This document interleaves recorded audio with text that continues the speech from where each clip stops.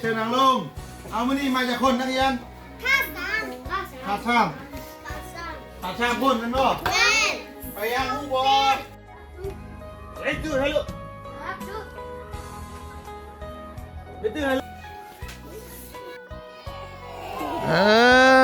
ดีใจบ่ได้บ้านดีครับสวัสดีครับพี่น้องมื้อนี้ก็ยินดีเข้าสู่ช่องนัดบ่าวอุดมใส่ตามเคยเนาะซึ่งว่านัดบ่าวอุดมใส่ก็สิพาพี่น้องเฮาไปติดตามชมในการเดินทางครั้งนี้ก็คือที่มีของขวัญเล็กน้อยนะส่งท้ายปีเก่าต้อนรับปีใหม่เพื่อจะนำมาฝากมาต้อนให้โรงเรียนของข้าพเจ้าที่จะได้สอนได้อยู่หั่นเนาะอันนี้จะได้มอบทางรวมในการโรงเรียนเนาะบ่มีหยังเนาะก็สิมีอุปกรณ์กีฬาก็สิมีบานเตะแล้วก็บอลบอลเล่เนาะก็สิบ่มีหลายเนาะแต่ว่าก็ต่อไว้บ่เห็นเนาะจังซั่นแล้วก็เฮาไปติดตามพร้อมกันว่าบรรยากาศในการต้อนรับเพิ่นเป็นจังไดแต่ว่ามีเล็กมีน้อยแน่ๆแหละเนาะเพราะว่างบมันบ่พอเนาะก็มีจำเล็กจำน้อยนี่เพื่อจะไปมอบให้เป็นน้ำจิตน้ำใจให้แก่โรงเรียนของข้าพเจ้านั่นเนาะจังซั่นก็เฮาก็ติดตามของขวัญเล็กน้อยนี้เนาะสิเพื่อไปมอบให้เป็นของขวัญปีใหม่เนาะส่งท้ายปีเก่าต้อนรับปีใหม่เนาะจังซั่นก็ไปติดตามพร้อมกันว่าจะเป็นอะไรภาพบรรยากาศเนาะไปพี่น้องพี่น้องอันนี้บ้านเนาะจะมีบ้านมีชุดกีฬาบานเตะแล้วก็บานบอลบอลเล่เนาะโอ้พี่น้องก็สิเอาไปมอบให้ทั้งโรงเรียนเนาะที่ข้าพเจ้าได้สอนเนาะจะได้เอารถจักรไปเนาะจักสันกาติดตามไปพร้อมกันเนาะเพิ่นสิตอนรับแบบใดเนาะก็ไปพร้อมกันเนาะพี่น้องก็พอดีรถสุกเสื่นเนาะก็เลยว่ามาเติมรถได้หนึ่งเนาะน้ำเพิ่นเนาะเพิ่นเติมฟรีเฮ็ดฟรีพี่น้องเอ้ยหลังจากนี้ก็จะได้เดินทางต่อเลยพี่น้องเนาะขอบใจนำ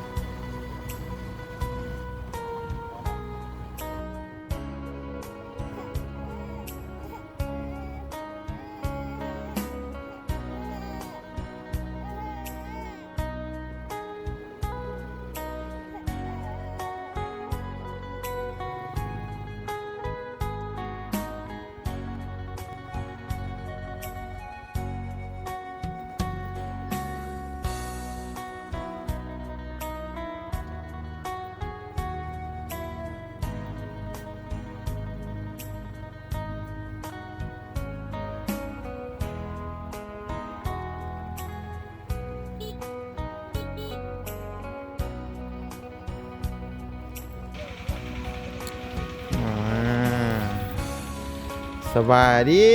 เธอนายแกรอทาเลยเด้อวันนี้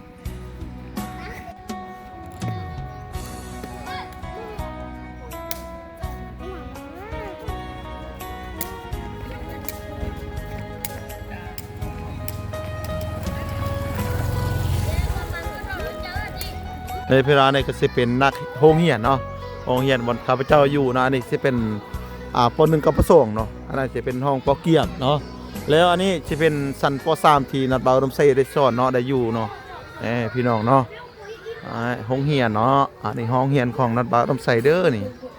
ห้องป.3เนาะจะเป็นประถมประธานแบบนี้เนาะเนาะ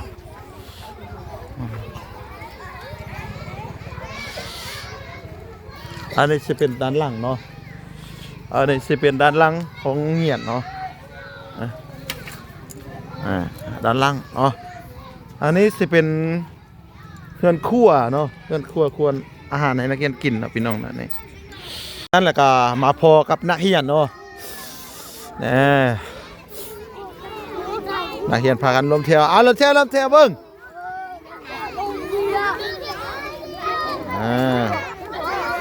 นักเรียนก็บ่หลายนะ90ป้ายเนาะ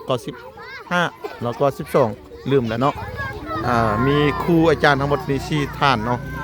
อยู่ในนี่เนาะพี่น้องเนาะแต่ว่ามันก็ใกล้กับทางรถเลยเนาะนี่อย่ามาฮอดนี่เนาะพี่น้องเนาะนี่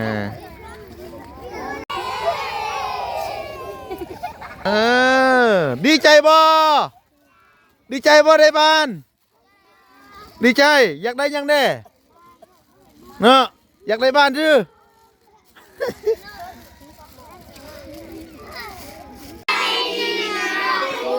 มาดิเชิญนางลงเอามื้อนี้มาจากคนนักเรียน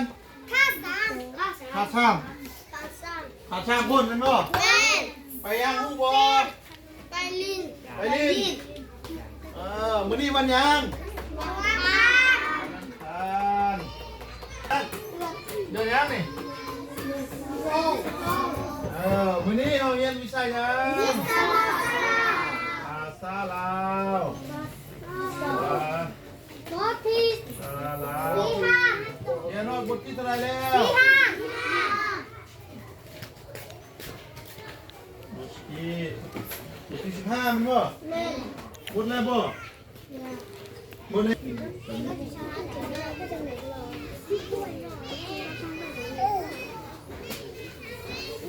มาเรียนต่อบทที่15เนาะ15ต่อรำบ่เรียนต่อข้อที่ข้อที่3เนาะและเติมคำสัมผัส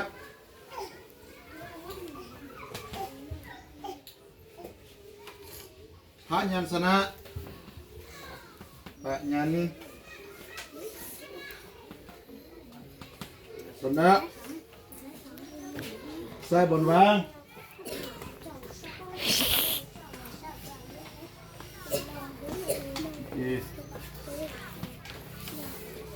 ใส่บนวาง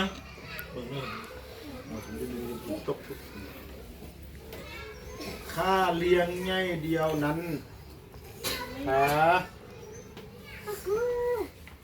ไง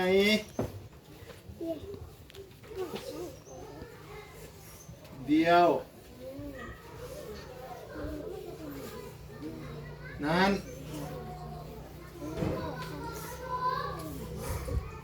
ขาสู้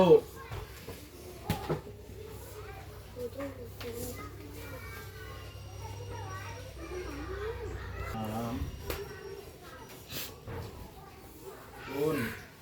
ดีเพิ่ง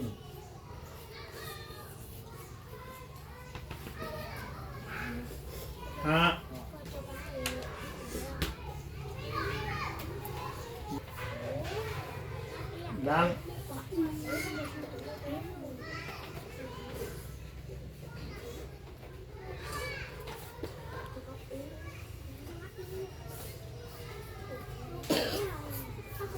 ตัวอย่าง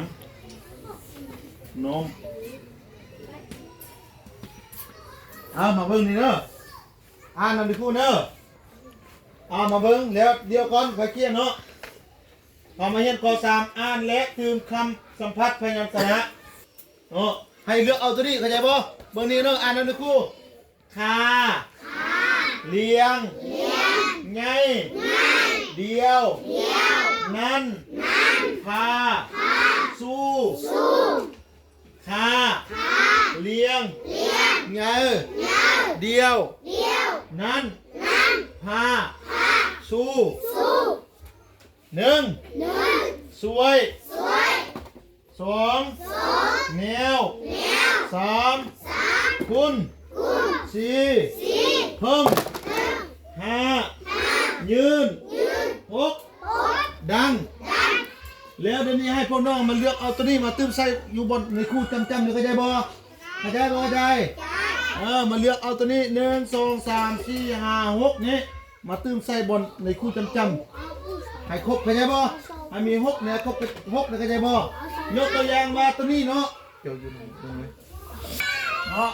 นมต่อไปต้องเป็นเนยเนาะนมเนยเนาะอันนั้นเข้าใจตัวนี้เข้าใจบ่ตัวนี้ช่วยต้องเป็นยังช่วยเรื่องเอาตัวแรกมาใส่เนาะเก็บใส่นี่เข้าใจบ่เก็บใส่นี่เนาะเข้าใจแล้วพาพวกน้องลองเฮ็ดเป็นกุ้งเป็นโต๊ะเบิ้งเนาะหลังจากนั้นในกุ้งจะมากวดเอาคะแนนเด้อเข้าใจบ่เอา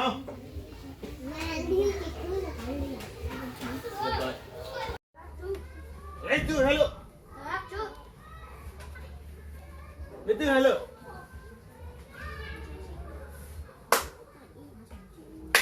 ไป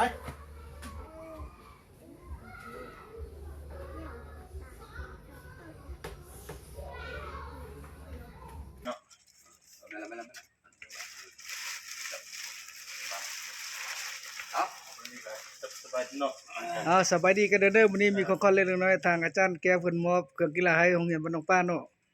จิ้มเด้อส่งใส่เด้อล่ะพี่น้องหลังจากที่มอบอุปกรณ์กีฬาเนาะที่มาบ่หลายก็น้อยเนาะแต่ว่า เป็นกำลังจิตน้ำใจสำหรับรัฐบาลร่มไส้เนาะพี่น้องเนาะแต่ว่ามาเพิ่นก็ส่งท้ายปีเก่าต้อนรับปีใหม่เพิ่นก็ได้มีการกินข้าวสามัคคีนำกันเนาะพี่น้องอันนี้ก็สิได้ห่างพาเข้าเป็นที่เยี่ยมไว้กันแล้วเนาะก็สิเป็นล้วนแต่หมู่แต่ครูมายามมาเยือนอยู่โรงเรียนเนาะมื้อนี้เนาะก็เลยว่ามีโอกาสจะได้เอาอุปกรณ์กีฬามามอบให้เนาะพี่น้องเนาะนี่หลังจากนี้ก็จะได้กินข้าวกินน้ำเนาะเด้อพี่น้องเนาะกินข้าวกินน้ำนำกันเนาะแต่ว่าก็บ่หลายมีแต่สิไปท่านเนาะที่ว่ามาร่วมนำกันก็มีผู้อำนวยการโรงเรียนแล้วพร้อมด้วยครอบครัวเนาะแล้วก็มีทางครูอาจารย์2คนเนาะอยู่นี่เนาะอันนี้ก็ขอแสดงความขอบคุณขอบใจเนาะทั้งผู้ใหญ่ใจดีเพิ่นที่มาอุปถัมภ์กำสู้กับโรงเรียนน้องปลาของพวกเฮาเป็นเครื่องกีฬาเช่นว่าเป็นบันตีบันเตะก็ต่อตะนางเนาะก็ขอบคุณขอบใจ